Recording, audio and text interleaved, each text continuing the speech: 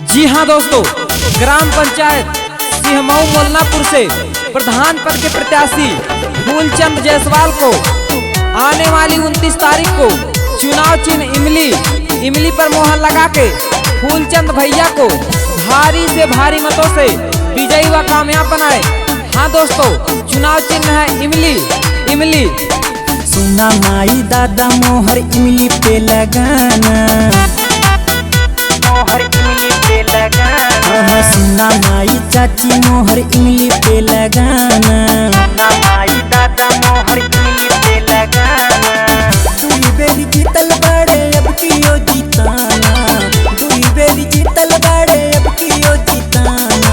ए चाचा ए चाची, फूलचंद जायसवाल जी का साथ निभाना, फूलचंद जायसवाल जी का साथ निभाना।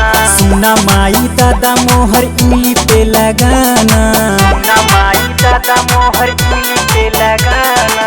फूलचंद भैया जिंदाबाद जिंदाबाद जिंदाबाद, बलजीत भैया जिंदाबाद जिंदाबाद जिंदाबाद, विकास भैया जिंदाबाद जिंदाबाद जिंदाबाद, प्रहलाद भैया जिंदाबाद जिंदाबाद जिंदाबाद, गोरे लाल जिंदाबाद जिंदाबाद जिंदाबाद, धर्मेंद्र भैया जिंदाबाद जिंदाबाद जिंदाबाद। गौवा के गलिया सड़क के हम तो RCC बनवाएंगे, घर घर सुनाए चाची माई कॉलोनी दिलवाएंगे, कॉलोनी दिलवाएंगे।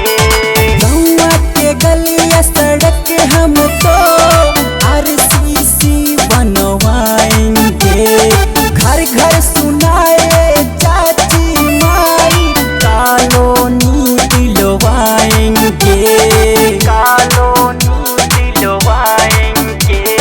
सिमऊ मोलनापुर को स्वर्ग है बनाना, सिमऊ मोलनापुर को स्वर्ग है बनाना।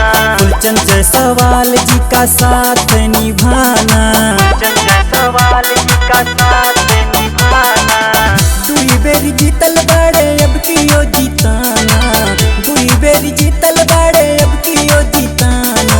ए दादा ए दादी, फूलचंद जायसवाल जी का साथ निभाना, फूलचंद जायसवाल जी का साथ निभाना।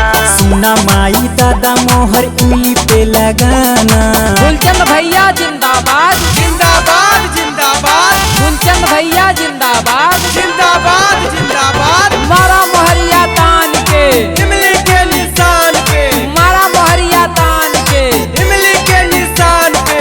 फूलचंद जी का ही वादा रहा, लाएंगे घर घर खुशियाँ। ऐसन समैया हम लाई दिए भैया, अंगद से सब जन पूछिया, अंगद से सब जन पूछिया। फूलचंद जी का ही वादा रहा, लाएंगे घर घर खुशियाँ। ऐसन समैया हम लाई दिए भैया, अंगद से सब जन पूछिया, अंगद से सब जन पूछिया। राजू राज भाई को न कभी बिसराना, राजू राज भाई को न कभी बिसराना। सुना चाची चाचा मोहर इमली पे लगाना, सुना चाची चाचा मोहर इमली पे लगाना। दुई बेरी जीतल बाड़े अब कियो जीताना, दुई बेरी जीतल बाड़े अब कियो जीताना। ए भैया ए भौजी, फूलचंद जायसवाल जी का साथ निभाना, फूलचंद जायसवाल जी का साथ निभाना। सुना माई दादा मोहर इमली पे लगाना, इमली पे लगाना।